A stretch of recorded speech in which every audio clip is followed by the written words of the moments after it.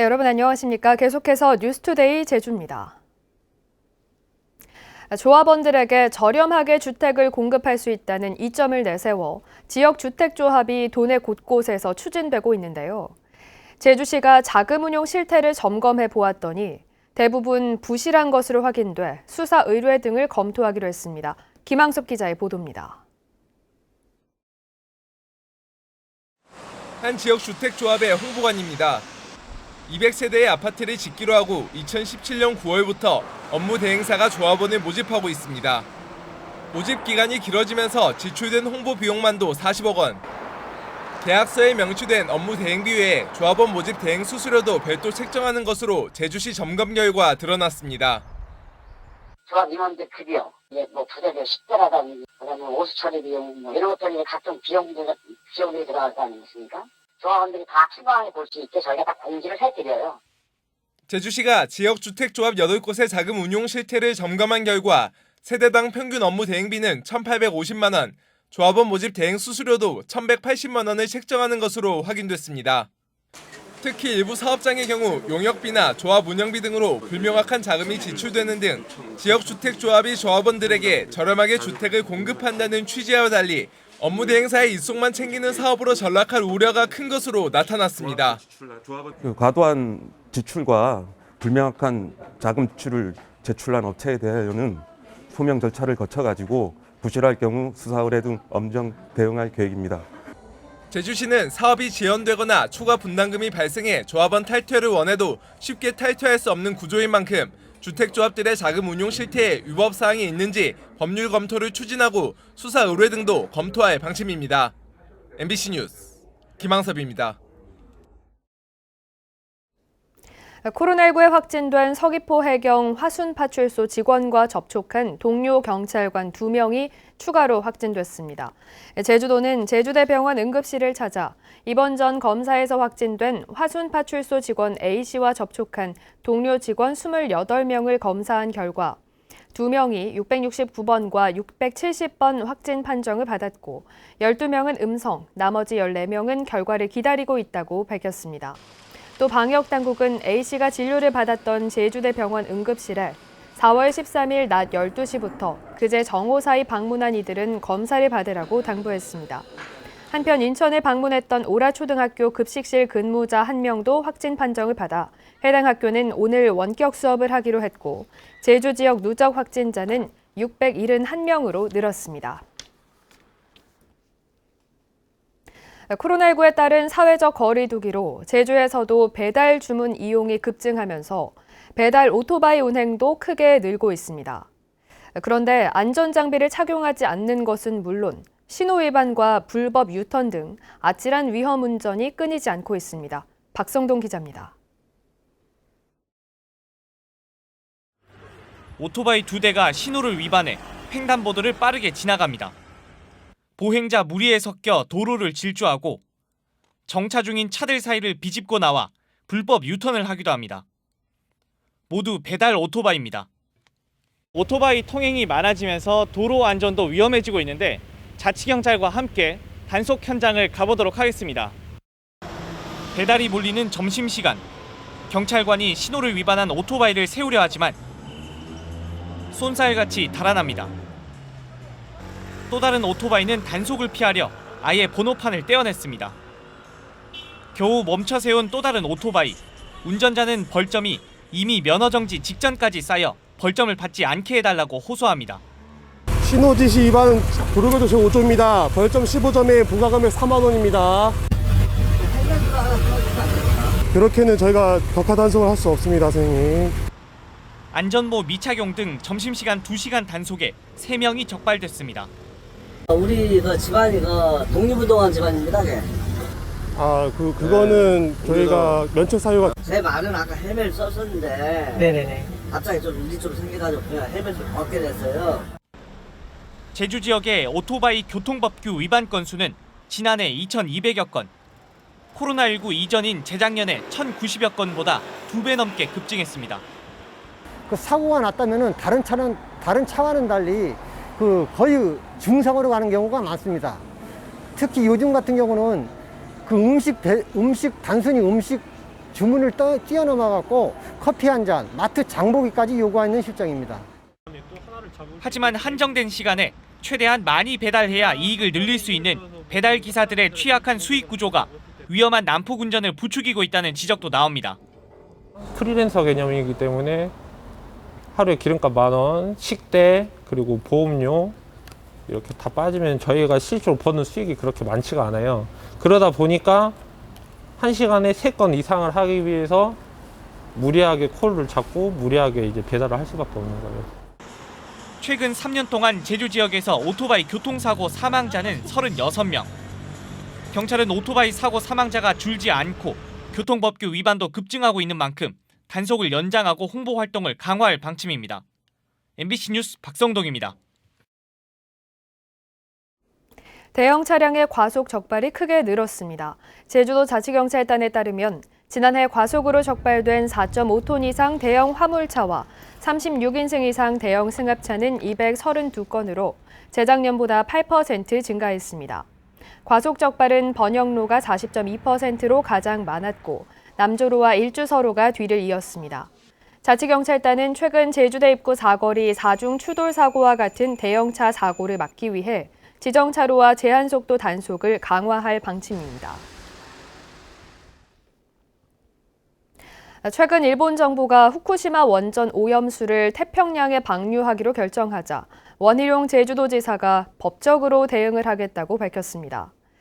과연 제주 지역에서 법적 대응은 현실적으로 가능한지, 가능하다면 어떻게 준비를 해야 하는지 조인호 기자가 취재했습니다. 국제해양재판소의 제소라든지 아니면 이런 1차, 2차 피해를 보는 이런 이해관계자, 양국 국민을 저희들이 모아서 소송하는 것까지 포함해서 저희들은 강력하게 대응할 생각입니다. 먼저 국제해양법 재판소에 일본 정부를 제소하는 방법은 제주도나 지역 주민이 아닌 중앙정부만 할 수 있습니다. 국가 간의 소송이면 대한민국이 당사자로서 소송을 담당하게 되는 거고요. 여기에 이제 제주도의 특별한 이익이 결부되어 있다면 제주도의 그 입장을 대변할 수 있는 분이 그 팀에 들어갈 수는 있겠죠. 국내 법원에 제소하는 방법도 전쟁 범죄 등 극히 예외적인 경우가 아니면 주권 국가는 다른 나라 법정의 피고가 될 수 없다는 국제법의 원칙 때문에 사실상 불가능합니다. 일본 법원에 제소하는 방법은 가능하지만 일본 국내 법을 따라야 하고 오염수 방류로 피해를 입은 개인이 구체적인 피해 사실을 입증해야 합니다. 국내 소송은 특히나 개인의 이익을 보호하기 위한 그 소송이 기본 토대거든요. 그 사람이 그 어업행위 하는 활동에 해악을 미쳤는지, 잡는 물고기에 방사성 물질이 발견됐는지, 그게 정말 그 후쿠시마 원전에서 방류된 건지 뭐 이런 것까지 요구할 거거든요. 이에 따라 제주도는 법적인 대응에 앞서 후쿠시마 오염수가 제주 바다에 미치는 영향부터 조사할 계획입니다.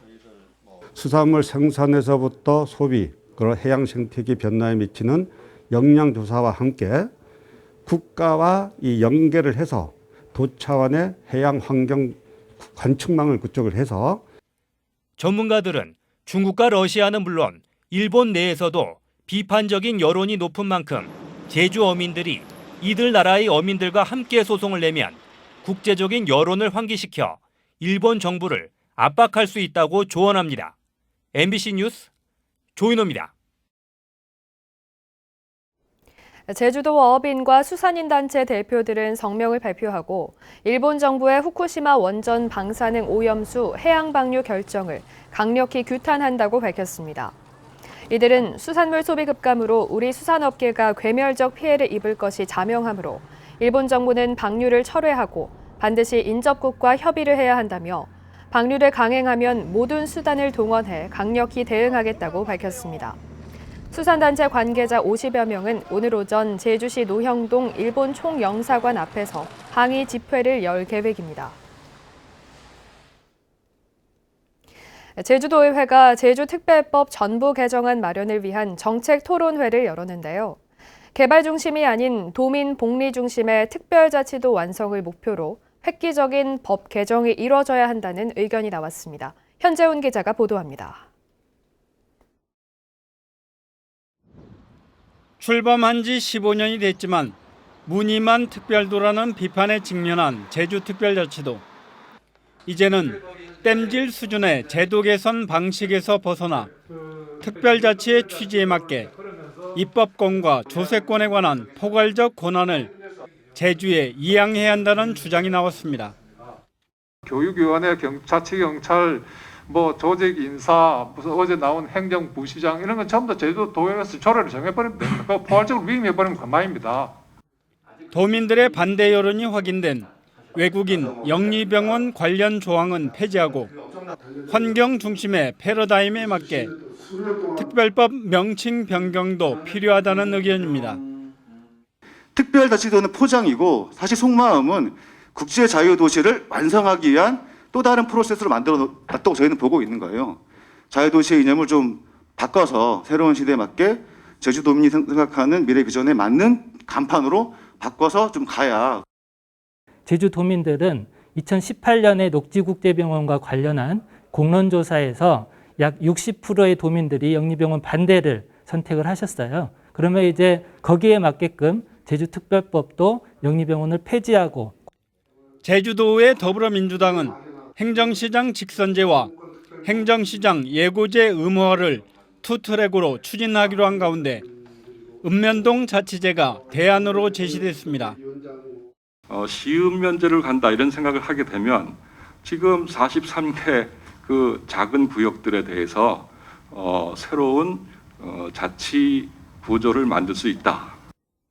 현재 제주특별법 개정 작업과 관련해 제주도 의회와 제주도가 논의 구조를 별도로 진행하고 있는데 특별법 개정 기본 방향에 대한 통합적인 공론화가 필요하다는 의견도 나왔습니다.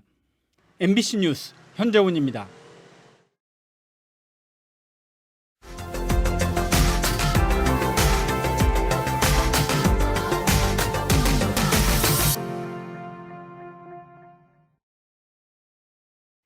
(24시간) 신고가 끊이질 않는 소방서는 만성적인 인력난에 시달리고 있습니다.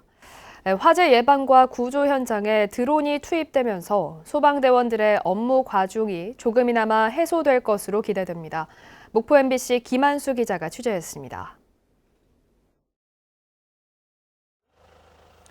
야산 인근 농지가 타고 있습니다. 화재는 농촌마을 상공을 나는 드론에 발견됐습니다. 화재를 감지한 산림 담당 공무원이 곧바로 119에 신고합니다. 네, 앞에 분매 1, 2 경로당 앞쪽 논두렁이 좀 검게 탄 모습이 보여서 연락드렸습니다. 119와 함께 현장에 도착해보니 하얀 연기와 함께 논두렁이 타고 있습니다. 큰 불로 번지기 전에 소방대원이 진압합니다. 산림 인접 지역에서 이렇게 태우거나 그러면은 화재 위험이 너무 높거든요. 혹시라도 목격이라도 하시게 된다면은 119로 바로 신고하셔가지고. 농촌에서 수시로 벌어지는 논밭두렁 소각은 산불의 가장 큰 원인. 그러나 24시간 예방활동을 벌일 수 없는 소방서에서 지자체 드론 순찰팀과 손을 잡았습니다.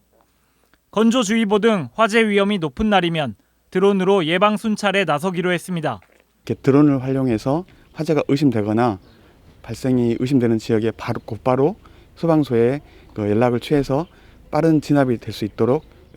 임야 화재 감시뿐 아니라 소방 활동을 보조하는 드론은 또 있습니다. 두 가지 다른 기능의 카메라가 부착된 인명구조 드론입니다. 광학 카메라로 1km 거리도 선명하게 볼 수 있고 야간 긴급 구조 상황 시에는 적외선 카메라가 체온을 감지해 구조자의 위치를 파악할 수 있습니다. 중량물을 움직일 수 있는 드론을 확보해서 응급약품을 전달하고 또 저희가 구조 물품을 전달해 보다 신속하고 정확한 구조 활동을 통해. 소방당국은 대원들의 드론 전문 교육과 함께 소방활동 특화 드론을 확보할 계획입니다. MBC 뉴스 김한수입니다.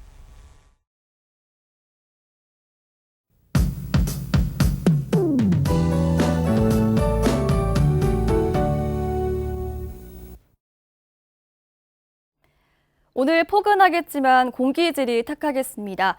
그제부터 몽골과 중국 내몽골 고원에서 황사가 발원하고 있는데요. 이 황사 먼지들이 북서풍을 타고 내려오면서 오늘 오후부터 전국적으로 황사의 영향을 받겠습니다. 제주도도 미세먼지 농도 나쁨 수준이 예상됩니다. 주말까지 황사의 영향을 받겠습니다. 이 먼지들이 축적되면서 토요일에는 미세먼지 농도가 매우 나쁨 수준이 예상됩니다. 실외 활동 자제하시고요. 건강관리 잘 해주시기 바랍니다. 오늘 북쪽 기압골의 영향으로 전국 대부분 지역에 비가 내리겠는데요. 이 비구름대가 제주도까지 영향을 주진 않아서요. 비 소식은 없겠고요. 고지대인 산지를 중심으로만 낮 동안 빗방울이 조금 떨어지는 곳이 있겠습니다.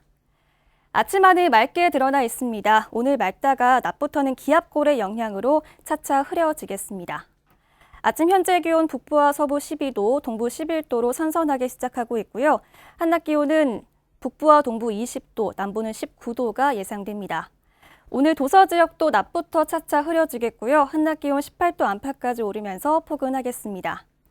오늘 바다의 물결은 잔잔하겠습니다. 대부분 해상에서 물결이 1.5m에서 2m로 일겠는데요. 내일까지 안개가 끼는 곳이 있겠습니다. 조업하는 선박들은 조심하셔야겠고요. 내일 오후부터는 해상에 바람도 강하게 불겠습니다. 이번 주말 동안 온화하겠지만 바람이 불기 시작하겠고요. 다음 주 중반까지 맑고 따뜻하겠습니다. 날씨였습니다.